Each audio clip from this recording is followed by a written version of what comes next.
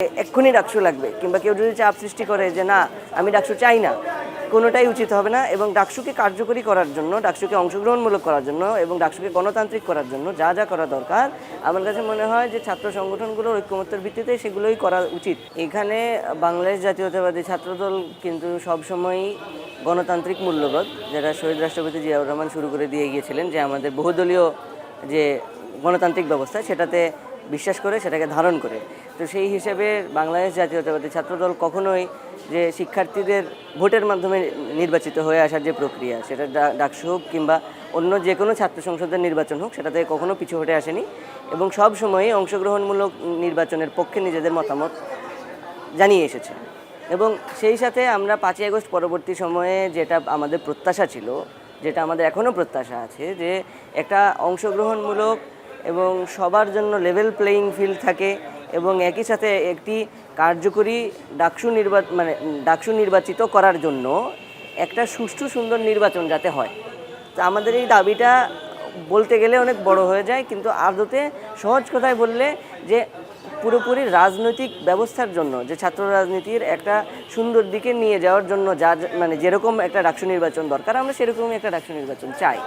এখানে যদি ওই যে বললাম কোনো চাপ সৃষ্টি কেউ করে যে এক্ষুনি ডাকসু লাগবে কিংবা কেউ যদি চাপ সৃষ্টি করে যে না আমি ডাকসু চাই না, কোনোটাই উচিত হবে না। এবং ডাকসুকে কার্যকরী করার জন্য, ডাকসুকে অংশগ্রহণমূলক করার জন্য এবং ডাকসুকে গণতান্ত্রিক করার জন্য যা যা করা দরকার আমার কাছে মনে হয় যে ছাত্র সংগঠনগুলোর ঐক্যমত্যের ভিত্তিতে সেগুলোই করা উচিত।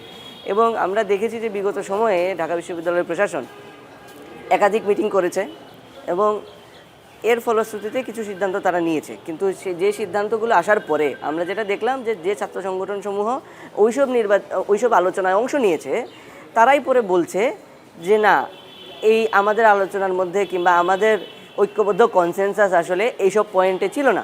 এখানে যে ঢাকা বিশ্ববিদ্যালয় প্রশাসনের যারা দায়িত্বশীল ছিলেন তারা তাদের ইচ্ছা স্বাধীনভাবে কিছু সংস্কার করে দিয়েছেন। তো এইসব কনসার্নের কিন্তু আসলে কোনো উত্তর দিন শেষে দেয়া হয়নি। তো শেষ যে বৈঠকটা হলো, বৈঠক না, এটাকে আমি বলবো যে একটা ঘোষণা।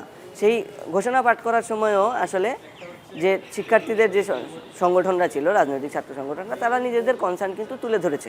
বাংলাদেশ জাতীয়তাবাদী ছাত্রদলও যে তাদের কনসার্ন তুলে ধরেছে, আমাদের সভাপতি এবং সাধারণ সম্পাদক সেখানে উপস্থিত ছিলেন। তারা তাদের মতামত যেটি তুলে ধরেছেন যে ডাকসুর লক্ষ্য উদ্দেশ্য যদি হয় যে মুক্তিযুদ্ধের যে চেতনা সেটাকে ধারণ করা এবং সেটাকে লালন করা, তাহলে মুক্তিযুদ্ধের বিরোধিতাকারী যেসব সংগঠন ছিল তারা এই ছাত্র সংসদে নির্বাচন করতে পারবে কিনা এবং নির্বাচিত হতে পারবে কিনা, সেক্ষেত্রে এই যে প্রশাসন তাদের অবস্থানটা কি, তারা কিন্তু সেক্ষেত্রে কোনো কিছু পরিষ্কার করেনি। এবং একই সাথে নতুন যে সংস্কার সেটির মাধ্যমে কিন্তু গণতান্ত্রিক যেসব আন্দোলনের সাথে ছাত্র সমাজ যুক্ত ছিল, এই পুরো ছাত্র এবং জনতা, তো সেই যুক্ত করার প্রেক্ষিতে তো আমরা কিন্তু দেখা যায় যে 71 বলেন, 90 বলেন, 2007 বলেন কিংবা 2024-এর যে আন্দোলন, এই সবগুলো আন্দোলনের বিরুদ্ধ শক্তি হিসেবে যারা কাজ করেছে তাদেরকে ফ্যাসিলিটেট করা যায় এবং তাদেরকে পুনর্বাসিত করা যায়। এইরকম কোনো নির্বাচন এবার হবে কি না সে বিষয়ে কিন্তু আমাদের সংগঠন একদম খোলামেলা সবার সামনে প্রশ্ন রেখেছে, কিন্তু সেগুলোরও কোনো সদুত্তর আমরা পাইনি। তো এই যে প্রশ্ন করা এবং উত্তর না পাওয়ার যে পরিবেশ ইতিমধ্যেই তৈরি হয়েছে, আমরা চাই এটা যাতে না থাকে। বিশ্ববিদ্যালয় প্রশাসন যাতে তাদের জবাবদিহিতার ক্ষেত্রে অত্যন্ত স্বচ্ছ থাকে এবং সকলের জন্য গ্রহণযোগ্য এবং সুষ্ঠু সুন্দর একটা নির্বাচন করার জন্য যা যা করা দরকার তারা যাতে সেগুলোই করে। যে এই যে ডাকসু কেন্দ্রিক যেসব মিটিং হয়েছে সেসব মিটিংয়ে কিন্তু কী আলোচনা হয় কিংবা আলোচনার প্রেক্ষিতে কী সিদ্ধান্ত হয় সেগুলো কিন্তু পরিষ্কারভাবে আপনারা যারা মিডিয়ার লোক আছেন তারাও জানতে পারেননি। এবং একই সাথে পরবর্তীতে যে তালিকা প্রকাশ করা হয়েছে যে ছাত্র সংগঠনগুলোর সাথে কতটি মিটিং করা হয়েছে, সেখানেও কিন্তু এই বিশ্ববিদ্যালয় প্রশাসন একটু কারচুপির আশ্রয় নিয়েছে। তারা যে 22টি অথবা সামথিং এইরকম একটা নাম্বার দেখিয়েছে, তার মধ্যে আপনি জেনে থাকবেন যে বেশিরভাগ মিটিংই হয়েছিল অন্য এজেন্ডার মিটিংকে তারা ডাকসুর মিটিং বলে চালিয়ে দিয়েছে। এবং পরবর্তীতে যদি আসেন আলোচনায়, ঐক্যমত্য কমিশনে যেভাবে আলোচনা সবাই সবার প্রস্তাব রাখে এবং একটি বিষয়ে যদি সবাই পরিবর্তন চায় সেই বিষয়ে পরিবর্তন কিন্তু হয়। একটা পক্ষের মতামত যদি নেওয়া হয়, অন্য পক্ষ সেটা শুনে সেটা ওই জায়গায় বসেই কিন্তু তারা একমত হয় যে না এটা আমার মতামত না হলেও আমি মেনে নেব। কিন্তু আমাদের এই ডাকসুর ক্ষেত্রে যেটা হয়েছে যে সবার কথা শোনা হয়েছে কিন্তু ঐক্যমত্যে আসার ক্ষেত্রে সবাইকে ঐক্যবদ্ধ করা হয়নি। আপনি আমার মতামত শুনলেন, শুনে যা ইচ্ছা করে দিলেন, সেটা তো হতে পারে না। সেটা করলে কেউ এইসব সিদ্ধান্তকে ওন করে না।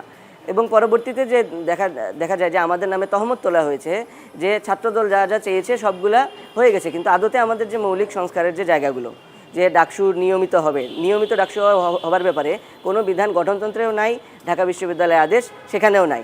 এবং একই সাথে সভাপতি হবে শিক্ষার্থীদের মধ্য থেকে নির্বাচিত, সেটাও রাখা হয়নি।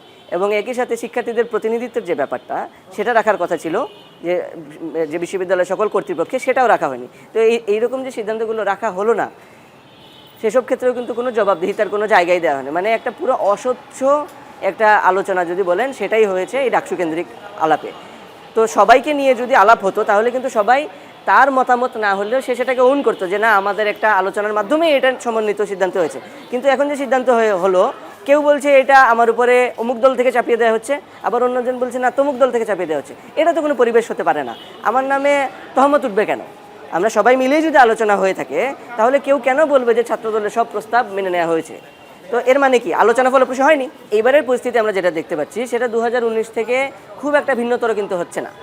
আমরা দেখছি যে কোনো একটা পক্ষকে কিংবা কোনো কিছু ব্যক্তিবর্গকে সুবিধা দেওয়ার জন্য একটা মানে সিস্টেম দাঁড় করানো হচ্ছে।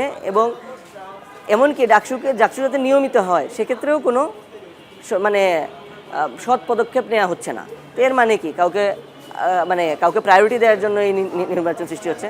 এবং এইসব ক্ষেত্রে এখন নির্বাচন যেমনই হোক, আমাদের যে প্যানেল তৈরি হবে, সেটা কিন্তু আমরা শিক্ষার্থীদের সেন্টিমেন্টকে ধারণ করে, শিক্ষার্থীদের সেন্টিমেন্ট যাতে উঠে আসে সেই রকম মানুষ যাতে আমাদের প্রার্থী হয়, সেক্ষেত্রে আমরা চেষ্টা করব। এবং এক্ষেত্রে আমাদের জোট করার কোনো আলোচনা আপাতত কোনো পক্ষ থেকেই হচ্ছে না, এবং আমাদের সাথেও এই ধরনের কোনো আলাপ আলোচনা হচ্ছে না। যদি হয়, সেটা অবশ্যই আমরা প্রকাশ্যেই করব। আমাদের সকল কিছুই আপনারা জানেন যে আমরা সবাইকে জানিয়ে প্রকাশ্যেই করে থাকি।